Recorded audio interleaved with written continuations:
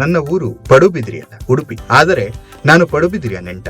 ದಿವಂಗತ ಮಹಾಬಲ ಶೆಟ್ಟರ ಮಗಳನ್ನ ಮದುವೆಯಾಗಿ 39 ವರ್ಷಗಳೇ ಕಳೆದಿವೆ. ಇಷ್ಟು ವರ್ಷಗಳಲ್ಲಿ ನನ್ನ ಧರ್ಮಪತ್ನಿ ಆಶಾ ನನ್ನ ಬಳಿ ಏನನ್ನೂ ಕೇಳಿದವರಲ್ಲ. ನನ್ನ ಊರಿನ ದೇವಸ್ಥಾನ, ನನ್ನ ತಂದೆಯವರು ಜೀರ್ಣೋದ್ಧಾರ ಮಾಡಿದ 1000 ವರ್ಷಗಳ ಇತಿಹಾಸವಿರುವ ಪಡುಬಿದ್ರಿ ಶ್ರೀ ಮಹಾಲಿಂಗೇಶ್ವರ ಮಹಾಗಣಪತಿ ದೇವಾಲಯ ಜೀರ್ಣೋದ್ಧಾರವಾಗದೆ ಸುಮಾರು 65 ವರ್ಷಗಳೇ ಕಳೆದಿತ್ತು. ಈ ದೇವಾಲಯದ ಜೀರ್ಣೋದ್ಧಾರ ಮಾಡುವಂತೆ ಬೇಡಿಕೆ ಇಟ್ಟಿದ್ದರು. ಊರಿನವರ ಸಂಕಲ್ಪವೂ ಅದೇ ಆಗಿತ್ತು. ಎಲ್ಲರ ಬೇಡಿಕೆಯಂತೆ 2014ರಲ್ಲಿ ಜೀರ್ಣೋದ್ಧಾರ ಸಮಿತಿ ಹಾಗೂ ಬ್ರಹ್ಮಕಲಶ ಸಮಿತಿಯ ಅಧ್ಯಕ್ಷ ಸ್ಥಾನವನ್ನು ವಹಿಸಿಕೊಂಡು ಎಲ್ಲರನ್ನ ಈ ಮಹತ್ ಕಾರ್ಯದಲ್ಲಿ ಒಗ್ಗೂಡುವಂತೆ ಮಾಡಿದೆ. 2025ರ ಏಪ್ರಿಲ್ನಿಂದ 2 ತಿಂಗಳ ಕಾಲ ದೇವಾಲಯವನ್ನ ಕೆಡವಿ ಹಾಕಿ ಅಲ್ಲಿಂದ ಧಾರ್ಮಿಕ ವಿಧಿವಿಧಾನಗಳೊಂದಿಗೆ ಪ್ರಾರಂಭಿಸಿದ ಸುಮಾರು 9 ತಿಂಗಳಲ್ಲಿ ದೇವಾಲಯದ ಎಲ್ಲಾ ಕೆಲಸಗಳು ಪೂರ್ಣಗೊಂಡಿವೆ.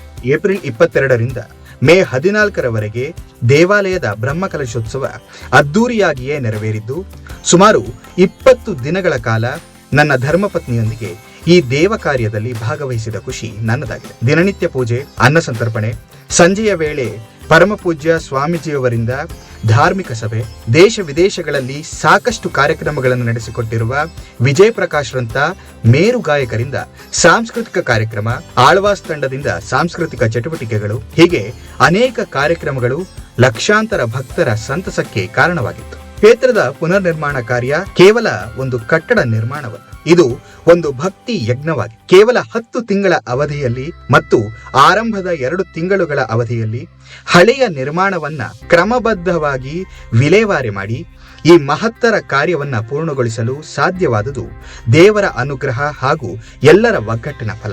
ಈ ಕಾರ್ಯವನ್ನ ನಾನು ಕೈಗೆತ್ತಿಕೊಳ್ಳಬೇಕು ಎಂಬುದು ನನ್ನ ಪತ್ನಿಯ ಸಂಕಲ್ಪವಾಗಿತ್ತು. ಅವರ ಆಶಯವನ್ನ ಗೌರವಿಸಿ ಈ ಕಾರ್ಯದಲ್ಲಿ ನನ್ನನ್ನು ತೊಡಗಿಸಿಕೊಳ್ಳುವ ಅವಕಾಶ ದೊರೆತಿರುವುದು ನನ್ನ ಭಾಗ್ಯವೆಂದು ಭಾವಿಸುತ್ತೇನೆ. ಕಂಬಳಕಟ್ಟ ರಾಘವೇಂದ್ರ ತಂತ್ರಿಗಳ ನೇತೃತ್ವದಲ್ಲಿ ಎಲ್ಲ ವಿಧಿವಿಧಾನಗಳನ್ನ ಕಟ್ಟುನಿಟ್ಟಾಗಿ ಪಾಲಿಸಿಕೊಂಡು ಬ್ರಹ್ಮಕಲಶೋತ್ಸವ ಅತ್ಯಂತ ಶಾಸ್ತ್ರೋಕ್ತವಾಗಿ ನಡೆದಿದೆ. ಕ್ಷೇತ್ರದ ತಂತ್ರಿ ಕಂಬಳಕಟ್ಟ ರಾಧಾಕೃಷ್ಣ ಉಪಾಧ್ಯಾಯರ ನೇತೃತ್ವದಲ್ಲಿ ಎಲ್ಲ ವೈದಿಕ ಹಾಗೂ ತಾಂತ್ರಿಕ ವಿಧಿವಿಧಾನಗಳನ್ನ ಶಾಸ್ತ್ರೋಕ್ತವಾಗಿ ನೆರವೇರಿಸಲಾಗಿದೆ. ಈ ಸಂದರ್ಭದಲ್ಲಿ ಆನುವಂಶಿಕ ಆಡಳಿತ ಮುಖ್ಯಸ್ಥರಾದ ಶ್ರೀ ರತ್ನಾಕರಾಜ ಅರಸು ಕಿನ್ನಕಬಲ್ಲಾಳ್, ಶ್ರೀ ಪೇಟಮನೆ ಭವಾನಿ ಶಂಕರ್ ಹೆಗಡೆ ಮತ್ತು ಶ್ರೀ ಕೋನಾರ್ಯ ಶ್ರೀಪತಿರಾವ್ ಅವರ ಮಾರ್ಗದರ್ಶನವು ಅಪಾರವಾಗಿದೆ. ಈ ಮಹಾಯಜ್ಞವು ಸುಗಮವಾಗಿ ನಡೆದಿರುವುದು ಶ್ರೀ ಮಹಾಲಿಂಗೇಶ್ವರ ಮತ್ತು ಶ್ರೀ ಮಹಾಗಣಪತಿ ದೇವರ ಅನುಗ್ರಹವೇ ಹೌದು. ದೂರದಿಂದ ಆಗಮಿಸಿ ಅನೇಕ ಭಕ್ತರಿಗೆ ಹಗಲು ರಾತ್ರಿ ನಿರಂತರ ಸೇವೆ ಸಲ್ಲಿಸಿರುವ ನಿಸ್ವಾರ್ಥ ಸೇವಾ ರಥಧಾರಿಗಳಾದ ಸ್ವಯಂ ಸೇವಕರಿಗೆ ನನ್ನ ಹೃತ್ಪೂರ್ವಕ ಧನ್ಯವಾದಗಳು. ಇಲ್ಲಿ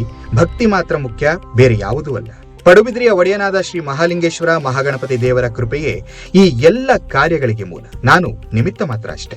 ಈ ಮಹಾ ಕಾರ್ಯದಲ್ಲಿ ಕೈ ಜೋಡಿಸಿದ ಗುತ್ತಿಗೆದಾರ ಸುಜಯ್ ಹಾಗೂ ಅವರ ತಂಡಕ್ಕೆ, ಶಿಲ್ಪಿ ವಿಷ್ಣುಮೂರ್ತಿ ಆಚಾರ್ಯರಿಗೆ ಮತ್ತು ಮರಕೆಲಸವನ್ನ ಅತ್ಯಂತ ನೈಪುಣ್ಯದಿಂದ ನೆರವೇರಿಸಿದ ಬೆಳ್ಳನ್ ಸುಹಾಸ್ ಹೆಗಡೆ ಅವರಿಗೆ ನನ್ನ ಅಭಿನಂದನೆಗಳು. 26ನೇ ಏಪ್ರಿಲ್ ರಂದು ನಡೆದ ಹಸಿರು ಹೊರಕಾಣಿಕೆಯ ಭವ್ಯ ಶೋಭಾಯಾತ್ರೆ ಇದು ತುಳುನಾಡಿನ ಇತಿಹಾಸದಲ್ಲಿ ದಾಖಲೆಯಾಗುವ ಮಹತ್ವದ ಕ್ಷಣವಾಗಿದೆ. ಈ ಮಹಾಯತ್ನವನ್ನು ಕೈಗೊಂಡ ಡಾಕ್ಟರ್ ಬೆಳಪು ದೇವಿ ಪ್ರಸಾದ್ ಅವರಿಗೆ ನನ್ನ ವಿಶೇಷ ಕೃತಜ್ಞತೆಗಳು. ಈ ಕಾರ್ಯದಲ್ಲಿ ಮಹಿಳೆಯರು ಸಹ ಭಕ್ತಿ ಭಾವದಿಂದ ಕರಸೇವಕರಾಗಿ ಸೇರಿಕೊಂಡು ಅಪ್ರತಿಮ ಸೇವೆಯನ್ನು ಸಲ್ಲಿಸಿರುವುದು ಅತ್ಯಂತ ಪ್ರೇರಣಾದಾಯಕವಾಗಿದೆ. ಈ ಮಹಾ ಕಾರ್ಯವನ್ನ ಸಂಪೂರ್ಣವಾಗಿ ಮೇಲ್ವಿಚಾರಣೆ ಮಾಡಿದ ನವೀನ್ ಶೆಟ್ಟಿ ಮತ್ತು ಪ್ರೇಮ್ ಶೆಟ್ಟಿ ಅವರ ಸೇವೆಯನ್ನ ಕೃತಜ್ಞತೆಯಿಂದ ಸ್ಮರಿಸುತ್ತೇನೆ.